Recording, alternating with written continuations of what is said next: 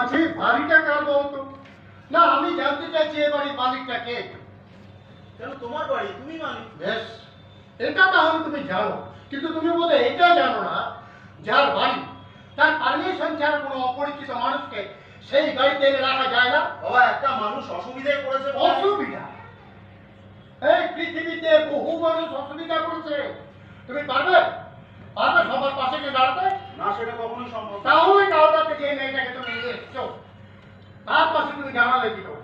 আউ চাবি তার ও আচ্ছা আচ্ছা আচ্ছা, মেয়েটার অসুবিধাটা বোধহয় স্পেশাল, তাই না?